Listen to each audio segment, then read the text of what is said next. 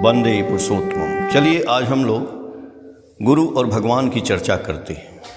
महात्मा कबीर ने कहा है कि गुरु गोविंद दोऊ खड़े काको लागो पाए, बलिहारी गुरु आपने गोविंद दियो बताए।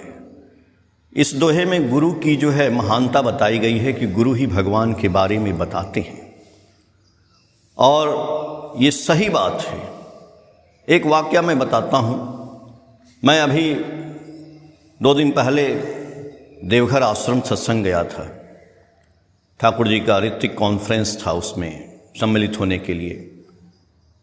चूँकि सावन का महीना है और सावन के महीने में आप जानते हैं कि बैद्यनाथ धाम में शंकर जी का 12वां ज्योतिर्लिंग है, तो वहाँ दूर दूर से और भक्त लोग आते हैं भगवान शंकर जी के शिवलिंग के ऊपर जल चढ़ाने के लिए।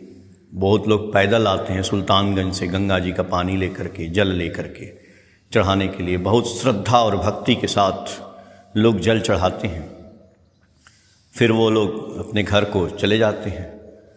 वैसे हम भी गए, हमने ठाकुर जी का ऋत्विक कॉन्फ्रेंस अटेंड किया और मेरी भी ट्रेन थी। तो ट्रेन थी मेरी कोलकाता झांसी।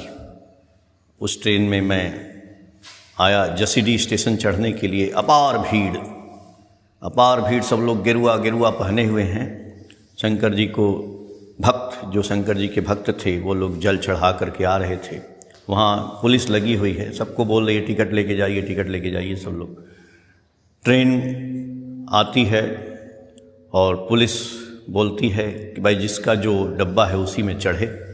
खैर मेरा AC 3 टायर का था, मैं अपनी सीट पे चढ़ गया, हमको सीट मिल गई।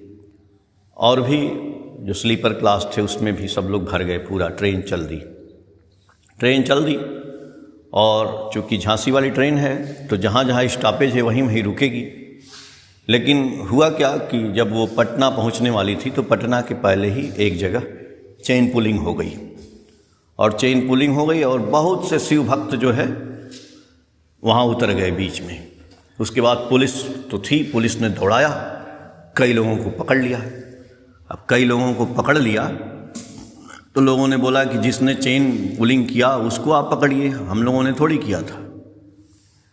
अब ये बात तो ठीक है।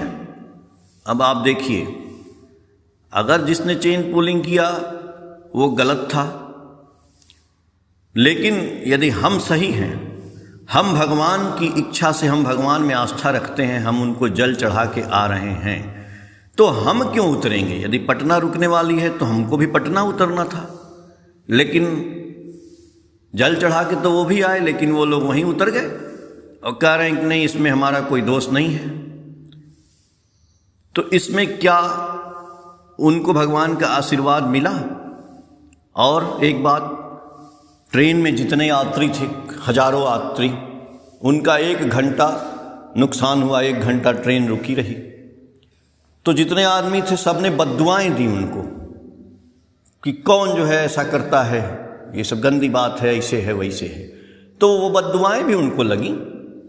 और वो जो अपने घर जाएंगे, गांव में जाएंगे, तो गांव वाले कहेंगे अरे ये तो बैद्यनाथ धाम से भगवान शंकर जी को जल चढ़ा के आ रहे हैं, इनकी पूजा करो, इनका जो है सम्मान करो।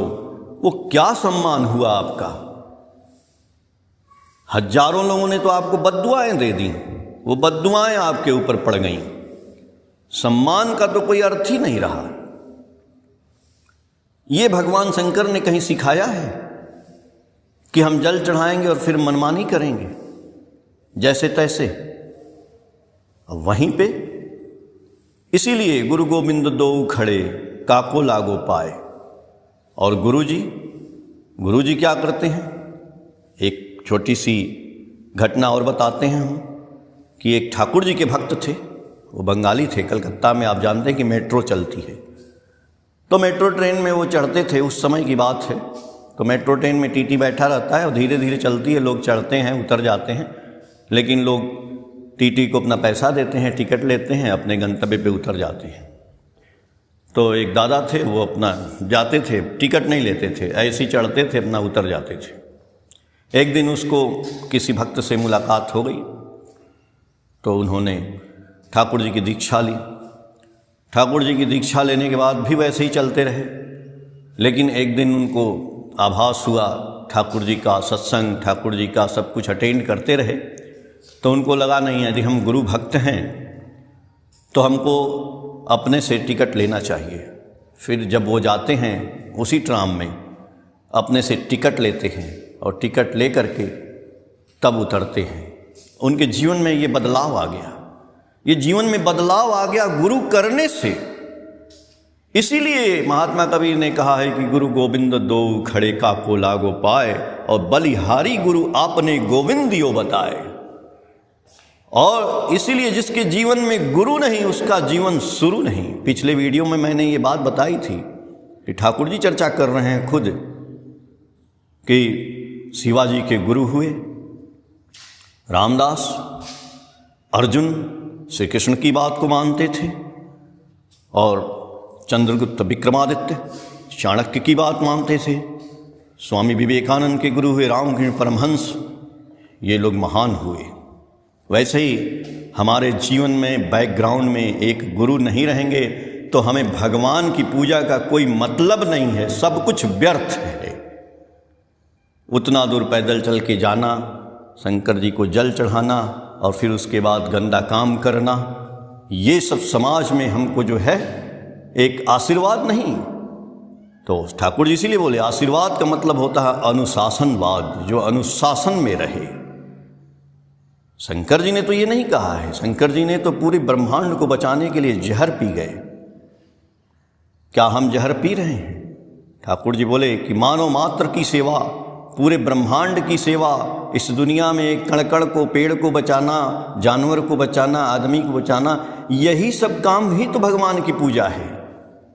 यही पूजा सार्थक होती है। तो ये पूजा तब समझ में आती है जब हम गुरु करते हैं। तो आज हमको जो समझ में आया, हम लोग रोज़ ठाकुर जी की तो चर्चा करते हैं, क्योंकि ठाकुर जी के भक्त हम भी हैं, तो जो हमको अनुभव में आया वो मैंने आपके साथ शेयर किया। फिर हम कल नए वीडियो के साथ मिलेंगे। जय गुरु।